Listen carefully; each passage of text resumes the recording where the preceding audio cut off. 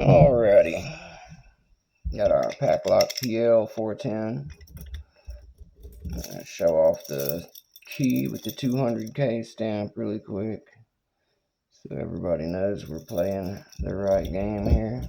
I'll leave it in the background there and see if I have learned to tension lightly enough to overcome this lock yet, as I greatly would love to for my 200K and my blue belt as well at the LPU. Let's see what Mounta1nM1ck can do here. Start at the back. Nothing on 7. Nothing on 6. 5. 4. 3 is binding.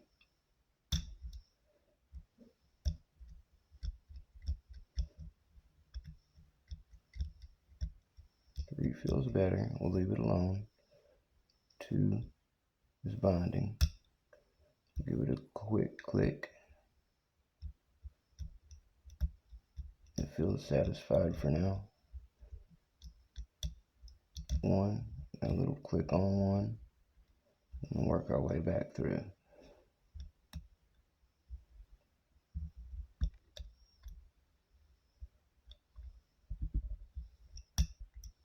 We'll click on 1, maybe 2.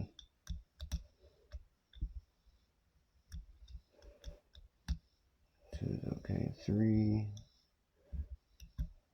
is alright. 4 appears to be binding again.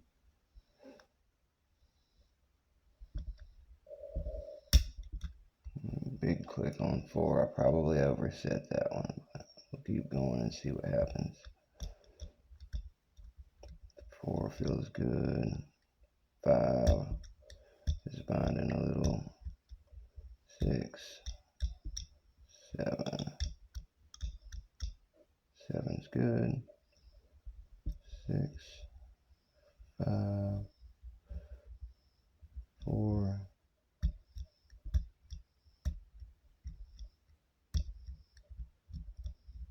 4 feels good. 3, 2, and 1. 1 is good. 2 okay. A little bit of 3 crunchiness. 4 still feels good. 5 is binding. A little upward click on 5.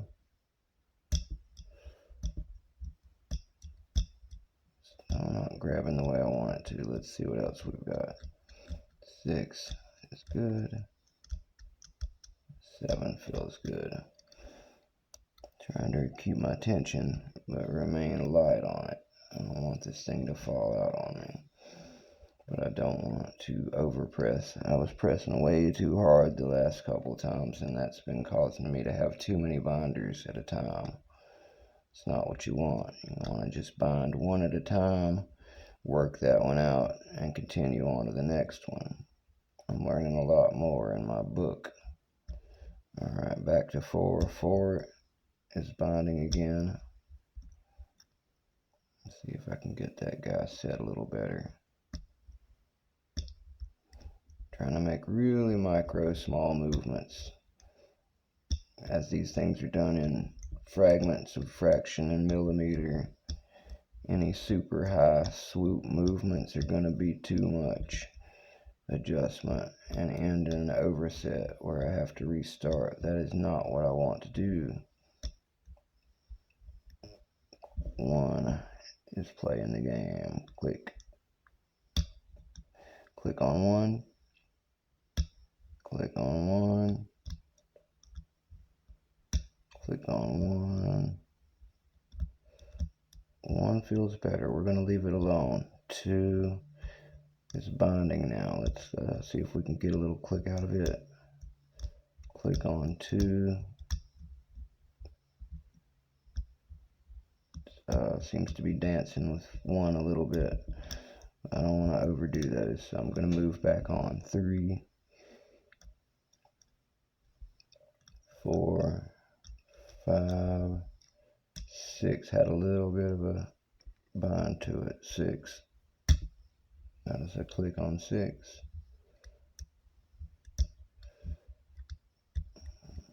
6. It seems to be good now. 7 feels fine. Let's work our way back. 6 is good. 5 is good. 4 is good. 3 is good. 2 is good. 1 feels alright. Oh, no. 1. Little click on 1. Now let's leave it alone. I dropped it again. Or something else dropped. 2. There it is. 2 is binding. Get a little click out of 2. Let's try to lighten our tension a little more again. I can tell that over time, frustration causes me to push a little harder at times. That's a bad habit. We need to get out of that one.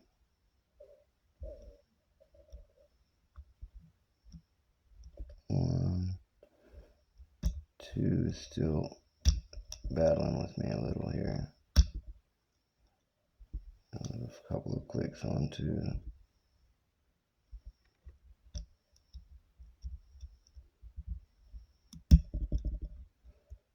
I probably went too far on that one. 1 feels good. 2 is okay. 3 is binding. Give it a little nudge. 1, 2. 2 and 3 are both trying to edge a little bit, but they're not where they belong. They aren't fully bonded yet. And they aren't fully set either. Let's see, 4. Clickage on 4.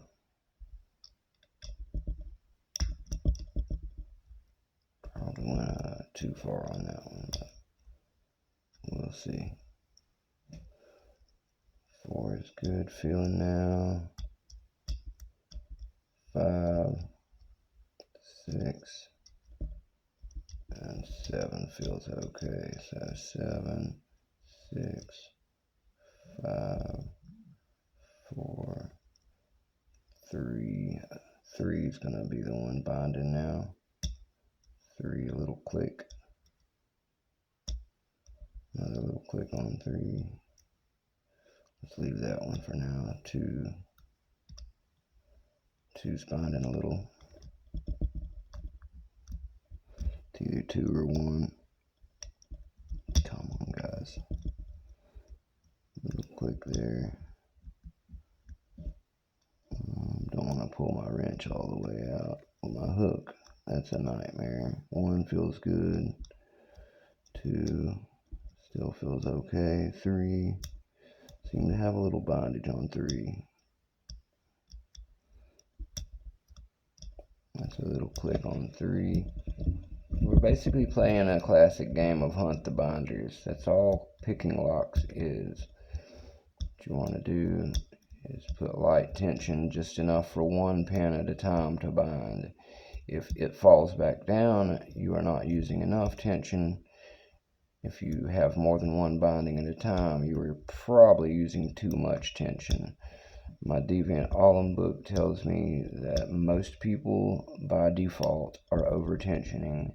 If you can see your finger turning a different color out here at the end where you should be tensioning, you're probably putting too much on it. It has been described as using half as much as you would use to press a key on a keyboard. So there's very, very feather light amount of push. And there's 4 has got a little click on it. But I've been over tensioning because I got in the habit of bullying my lower level locks. And these higher security locks require more delicacy, so that is what I am focusing on.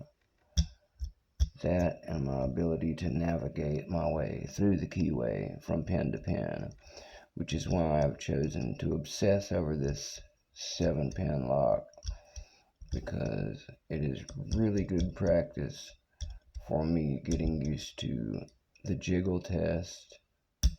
That's for hunting my binders, and really trusting the process, taking my time, that if I do what I'm supposed to do and follow front to back finding and clicking binders, that I may overset something occasionally, but eventually I'm bound to end up with the right combination that will cause the lock to open, which is much harder the harder the security goes and the higher the security goes. So, Paclock make no slouch of a lock here. That's why it is a blue belt lock, and why I, as a 7 or 8 week seasoned noob, am still struggling to open it and all of its secrets. But I will get there with immense amounts of practice and with the assistance of all my friends in the community, as well as learning from a textbook, as I'm accustomed to.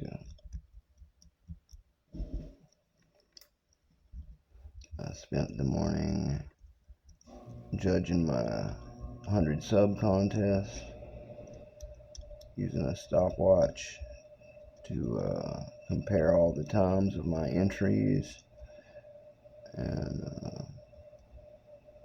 had some really great entries. I'll be sharing all of that at 6 p.m. with everybody, announcing the winner and the runner-up. 3 is still trying to get set right in here, guys. As I said, I am still working to perfect my technique of lifting without disturbing other pins, as well as not wasting my time fiddling with ones that aren't binding yet, or messing with ones that are semi-binded but not the one I need yet. I'm learning to tell the difference between them through feel, and trying to be more methodical in my attack, which has been bringing me a little bit better results so far, but surely is something will long-term help quite a bit. Just not there yet, fellas, but Mounta1nM1ck tries every day to improve for all of you. I lifted in the wrong spot on the warding and dropped a few of my pins, which is just something that happens, and that's okay. That's part of the game too. Just remaining calm and helping with my calm remaining and not rushing the lock is talking to all of you on the camera as I'm doing right now. I find that while it is distracting for some people, it actually distracts my compensation, where I begin to get frustrated and overdo my movements and try to rush my way through a lock. And that will work on some low security stuff, but it is not going to pay dividends when I go into the deep end of the pool. So I am learning the techniques and the subtle skill involved in picking these high security locks, and hoping to become a more masterful picker myself in doing so. I'm hoping to obtain a vise soon, as well as some new turner tools to help with my tensioning issues. I have some fantastic picks from Sparrows and Jimmy Longs, and I know at this point that my picks are not to blame. My noob experience level is mostly what's holding me back. Therefore, I am putting in the time of practice, both mental and physical, to try and better myself, for all of you, and for anyone who's trying to better themselves as I am. Maybe we can help each other along. That 3 or 4 serrated is still giving Mick a hard time back there. I'm trying not to over tension while I work on that bad boy. And I'm still just taking my time, trying to stay at it on this one. I've got about 15 minutes in it so far, and that's okay. Every minute spent is a little more time that I get more familiar with this lock, and the way it feels, the way it responds to my touch, and what techniques work better with it. So, while I'm still learning my mastery of the Paclock, I'm much enjoying the difficulty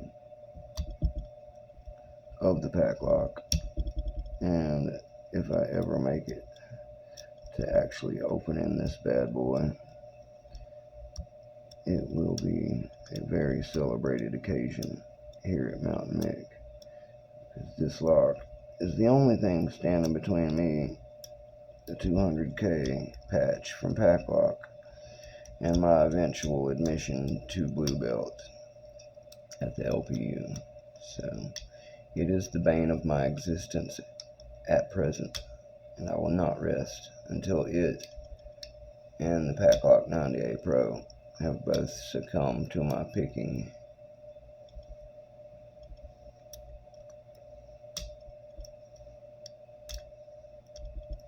I got this one from my dear friend Skip, who has been a very, very good friend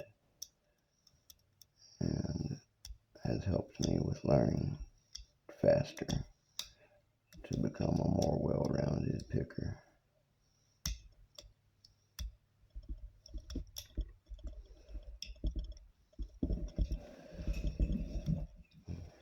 It's really hot here on the mountain today in my house, and I drank a bunch of coffee, so I'm really warm on the inside, and it's my own fault.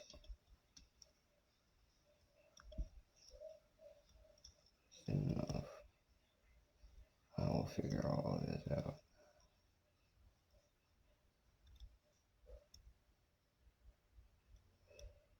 And once this thing opens, it will all have been worthwhile. Not to mention, it will likely give me more experience that will help towards all the other opens in the future.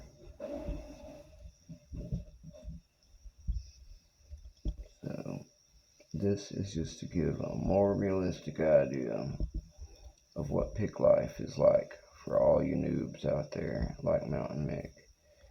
You're going to see people slaying locks on videos left and right.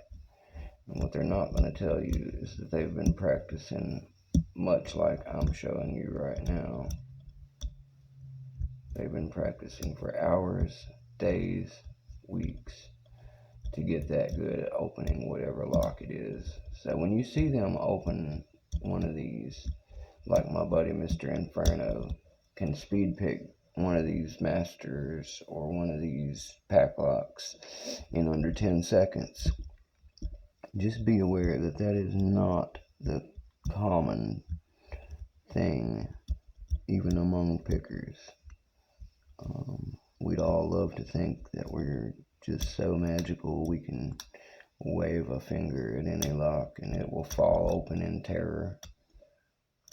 But the truth is, much like any skill, playing an instrument, etc., we spend countless hours getting new equipment, new practice aids, reading books, talking to each other in hopes of figuring out more secrets of the smithing and picking world. And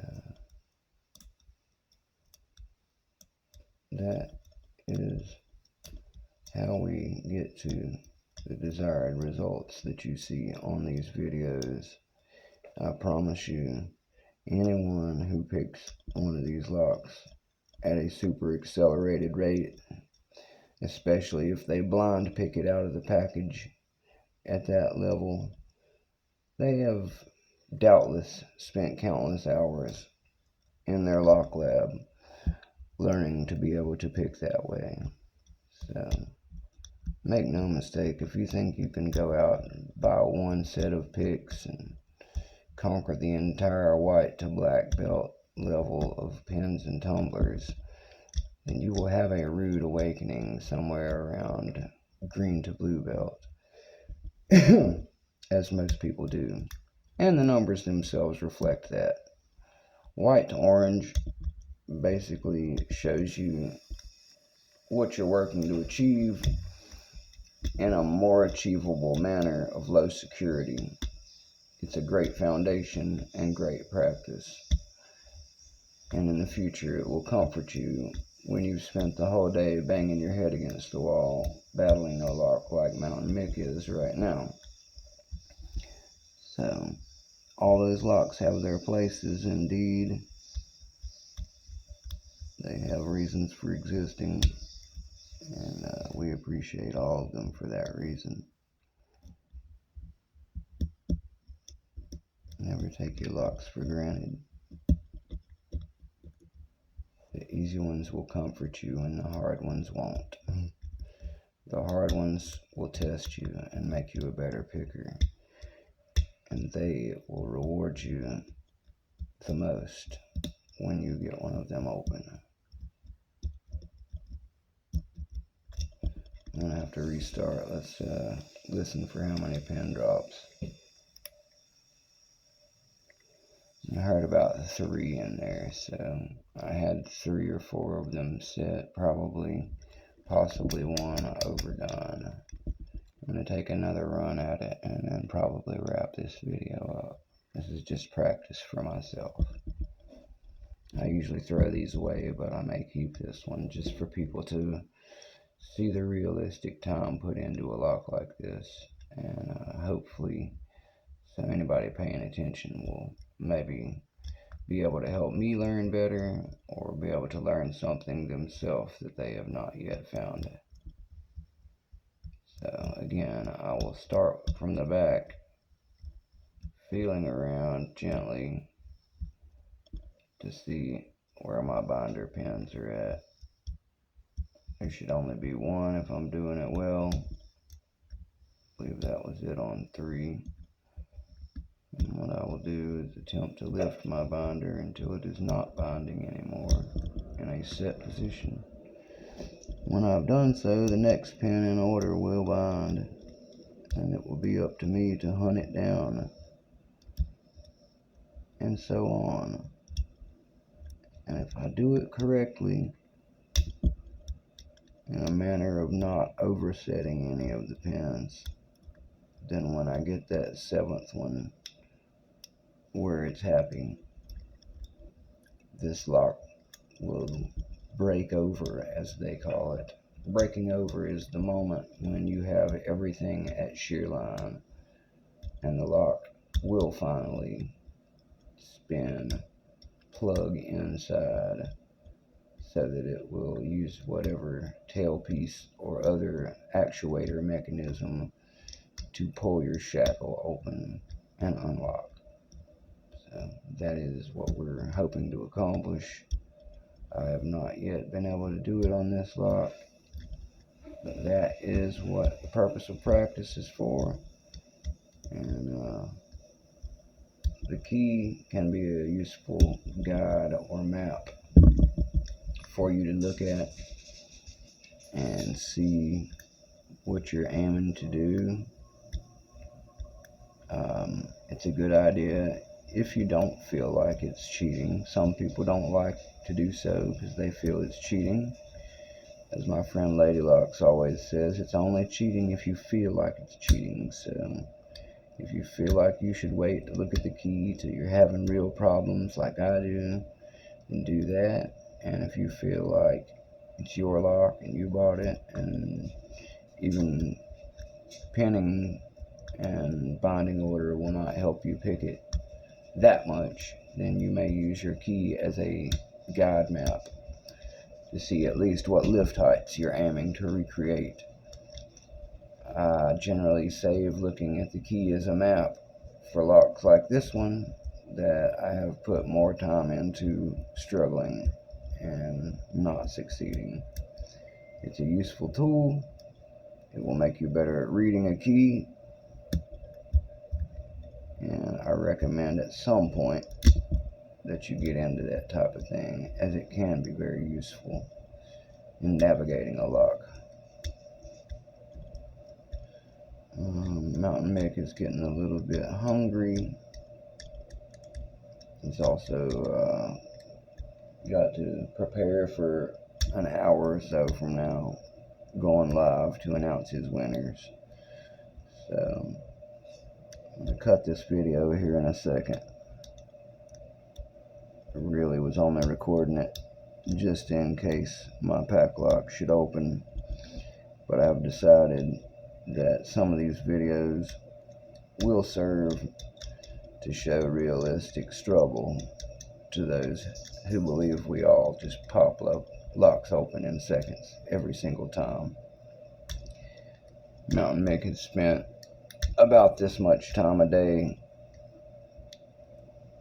ever since the day he got this lock. Sometimes 2 or 3 times a day if he can fit it in. Clearly there has not been an open yet, or I would have shared it with all of you. But it is very much just proof of what the struggle looks like, and good proof keeping myself honest to all of my friends that I am indeed putting in the time to get better and not just surfing the internet all the time. So I have not yet got to open this lock. It's not looking like this video is going to be the one, but that is okay. I will continue to carry on attempting my Paclock 410 as well as my 98 Pro, and when one of them opens, that fateful day that it does happen finally, I will have my 200K evidence, and I will have a video of a blue lock ready to go for the LPU, so then I can move on to pinning up a challenge lock for a friend and getting my blue belt on. That is the current goals of Mounta1nM1ck.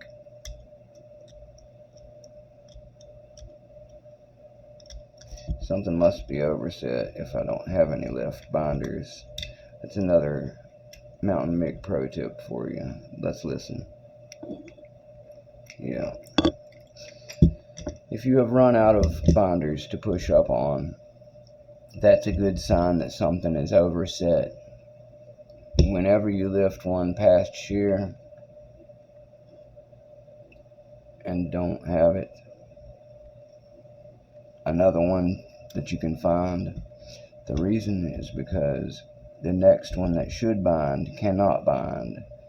You technically are stuck, hung up on the one that was supposed to be set but went past set.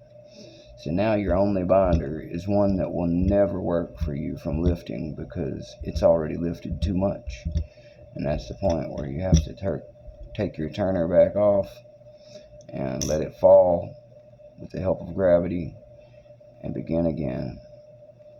Don't be afraid to do that as many times as you find yourself in the need to do it, because any time spent searching for more binders or trying to adjust one that's overset is a futile attempt and will basically be a waste of your time and cause you to be more frustrated. So as frustrating as starting over with your tensioner may be, it's going to be less frustrating than continuing to try and unlock a lock that you've already failed at with the attempt you were making. A fresh start gives you a fresh attempt. So as many times as you fail, you should restart and begin again. That's all Mounta1nM1ck's got to add on this one today. I will continue to attack this lock in my time, but I have to eat, take a rest, and get ready for the next video live. So the Paclock 410 Lotto will have to wait on me until later this evening. That's all for now. Bye, guys.